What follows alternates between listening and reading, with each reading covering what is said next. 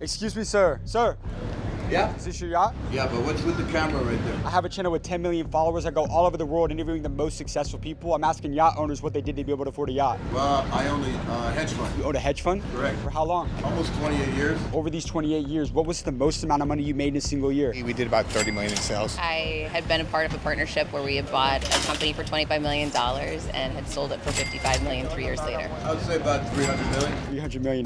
Yeah, more or less. Question for you. I have 10 million followers. I have the biggest business channel. Can I interview you for 1 minute?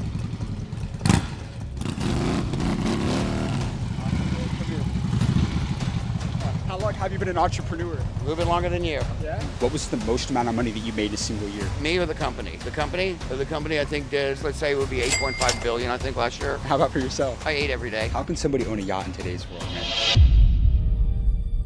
Miami is one of the richest cities in the entire world. In fact, it is the #6 city in the United States with the most millionaires. And there's over 12 billionaires that live in Miami. So today I flew out here to come find and ask millionaires and billionaires how they built their wealth and how you can become financially free in today's world. With that being said, let's get this video on the way.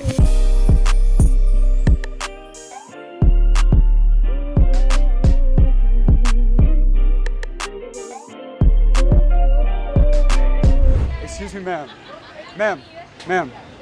Question for you. Yeah. How old were you when you became a millionaire? Excuse me? How old were you when you made your first million? I was 26. You became a millionaire at 26? Yes. What happened that year? I had been a part of a partnership where we had bought a company for $25 million and had sold it for $55 million 3 years later. Actually? Yes. What do you do for a living out here in Miami? I do a lot of different things. You think we could interview you real quick? I have a channel with 10 million followers. I go all over the world interviewing super successful people. Can we get 1 minute with you?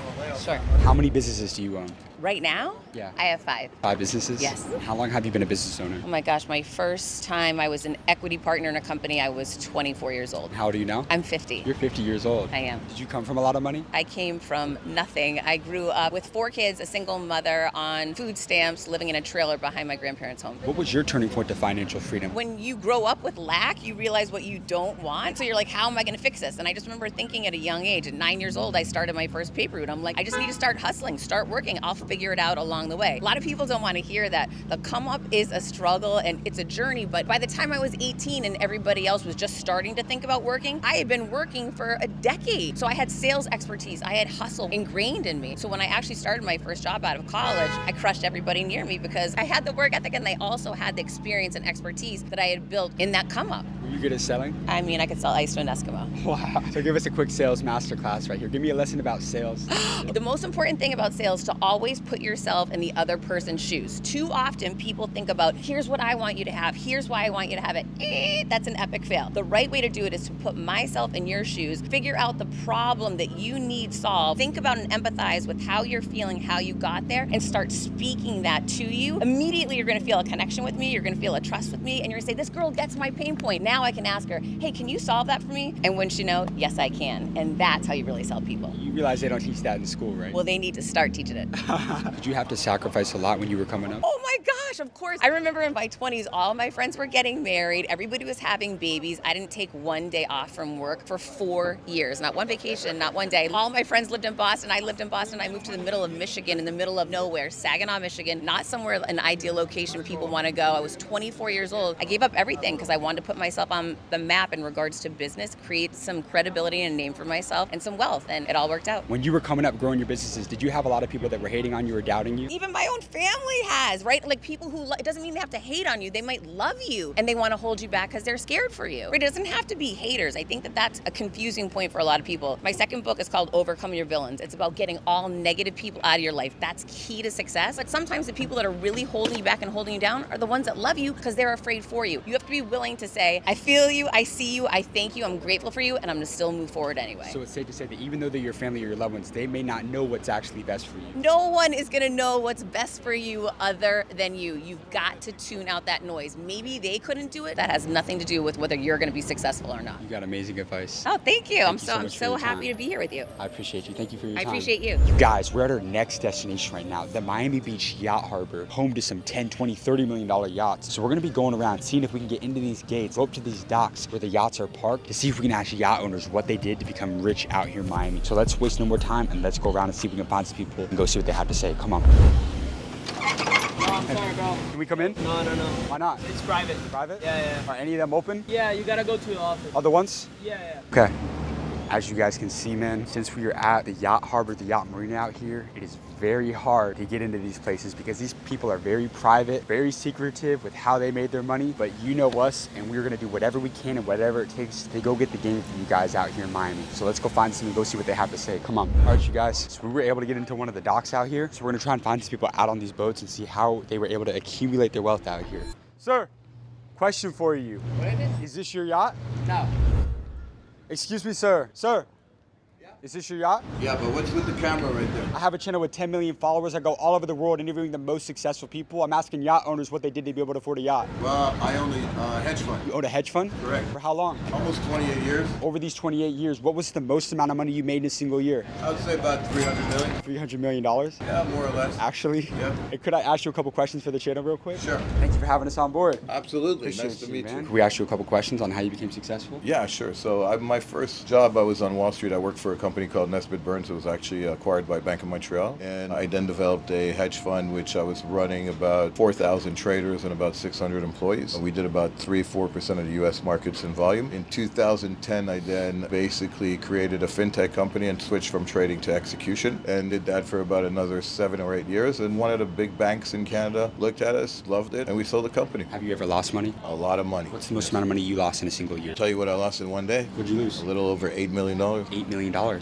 What happened? I was trading a stock that didn't go my way, and it was like pretty bad. But, over time, we learned from our lessons, made it back, and that's it. That would cause a lot of people to crash out and do something crazy. How did you maintain composure and not go off the deep end? What was it that kept you going? I had a bad day, thought about it, and I said, it's just a bad day, and we're going to go back and do whatever we can. So I learned from that mistake. I learned that one thing is always know what your risk is, and always don't underestimate anything at all, because anything can happen any minute, anytime. We don't have any control over anything over this world, and I learned that. So right now, when I decide how much risk I'm going to take in any business, I'll make sure that I could afford what I'm investing if it goes to zero or it fails. Some of the richest people that I've ever met that worked on Wall Street, they never actually placed a trade. They just got rich off of like a handshake, closing deals. How important was networking for you when you were on Wall Street? Yeah, that's very interesting. So I think, first of all, you could trade, you could do a lot of things yourself, but the most important thing is networking, where you want to meet people that you want to connect with. And one of the craziest stories is my partner and I, Brian, when we had the broker-dealer, there was one of the biggest companies on Wall Street, the biggest traders on Wall Street. The chairman was about to leave, and we invited him to come to see our company. And basically, I told Brian, I said, you got to call him. You met him at the golf tournament. You got to call him right now. This is now. He's going to remember you. Bring him over, and let's show him what we do. And he did that. The gentleman was extremely respectful and super kind. And he did come to the company. He looked at us, and he looked at me and said, how the hell did you build this so undercover? It's an amazing business. And he became the chairman of my company. And from then on, this is where we got more and more people that were, you got to be able to attract the best people in the industry if you want to make But a I lot love of how money. you said when he had to call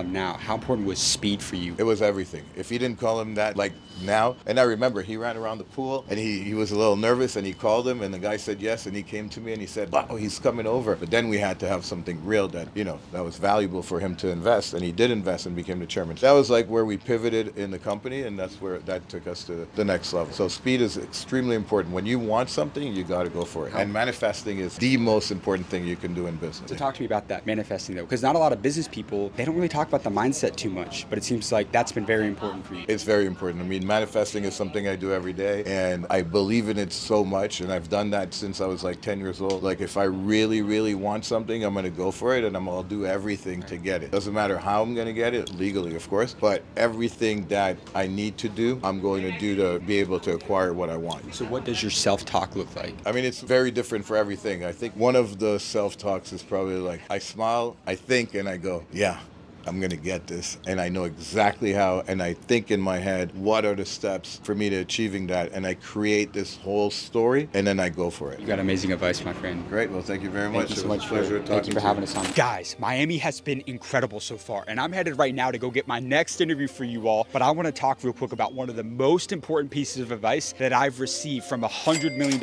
entrepreneur. And this is for all the business owners out there. You see, most companies die from indigestion than starvation. And Let me break that down. When a business starts growing fast, things can get out of control very quickly. Sales, inventory, accounting, everything starts to break down if you don't have the right systems in place. And that's why so many entrepreneurs turn to Odoo, a business management software that brings everything into just one platform. So instead of juggling 5 different tools, Odoo lets you manage sales, accounting, and inventory all in one place. For example, as your business grows, you know it becomes significantly harder managing inventory, and Odoo automates the entire process, from tracking stock levels to placing purchase orders at the perfect time, so you can focus on scaling instead of micromanaging. And the best part, you only use the apps that you need, and you can try any single app for free or get a 14-day free trial with no credit card information required whatsoever. So if you're serious about scaling your business the right way, check out Odoo. All you have to do is go down to the link in the description of this video, click that link to check it out today for free. But with that being said, let's go get this next interview.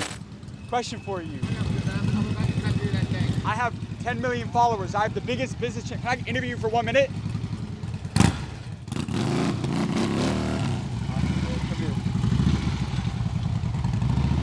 Credibility matters. Credibility matters. Credibility kills all bad attitudes. Remember that. My man, what do you do for a living? I help companies navigate the regulatory and clinical pathways for the products. So you're a business owner. If you take any supplements or beverages, more than likely it's my client. Actually? Yeah. How long have you been an entrepreneur? A little bit longer than you. Yeah? You said longer than a year? A little bit longer than you. Yeah? Can we turn this off for 1 minute real quick?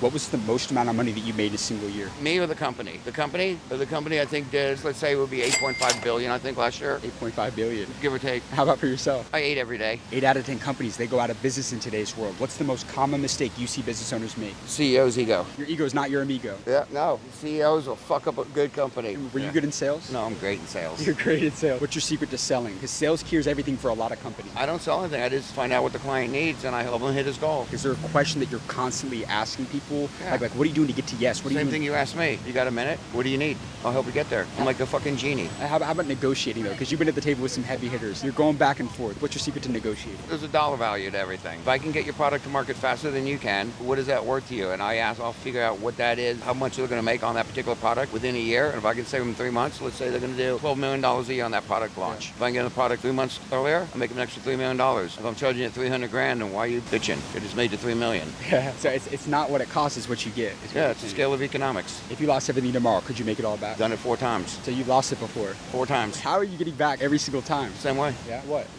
Well, what's the X factor each time that you've it lost? doesn't make it. The widget's irrelevant. Policies and procedures are the exact same. You just got to do what you got to do. Treat people right, to give them a value for what they're looking for, and outwork everybody else. Thank you so much for your time today. You got amazing advice. You guys heard what I said. I stopped him on the motorcycle because I said I have 10 million followers. Understand this, credibility matters. But just like I said, I have 10 million followers. That guy made $10 billion with his company. Crazy good interview out here in Miami. We got to keep this one rolling and go get another one out here, you guys. Come on.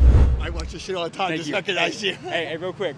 How did you get rich? I did get rich. That's why I watch you. Yeah? So what do you do for a living? Mechanical engineering. Engineer? Yeah. Do you own a firm or you I just... own a company. Yeah? For how long? For 22 years. Did you become a millionaire? No, I did not. But I'm trying to be. You're gonna be one. What did you do in revenue this last year? We did about 30 million in sales. 30 million in sales. And how about what's profit on that? Probably like 2 million, 3 2 million. million. Yeah. So you're putting a lot of money back into the business. Yeah. So you're building right now. Constantly building. So what are you doing to scale the company? Like what's the biggest thing, the number one X factor that you're We can't scale unless we have employees, good employees. Because we're in the field service business. Is it easy to find them? Or is No, it, it's really hard. It's really hard because no one wants to work. Who's the most important person you've hired so My far? twin brother. Your twin brother? Yeah. So are you a fan of going into business with family? Because some people say don't go into business with friends and family. My dad said, which was funny, he goes, when he trained us, he's like, I got to train some assholes who reminds me of my own son. So your dad was a business guy? Yeah, he put us in the business. How old are you now? 51. 51. You look incredible for 51. Thanks. What's the secret to looking so young at Go to the gym every morning. Yeah, you work out every day? You still put up that 225 bench? No, I'm at 135. Regardless though, money stays in shape at the end of the day. Yeah, you know what? It's a whole mindset. If you go to the gym and you're dedicated and you go there every day, you're going to go to work every day too. Have you ever lost money before? Yeah.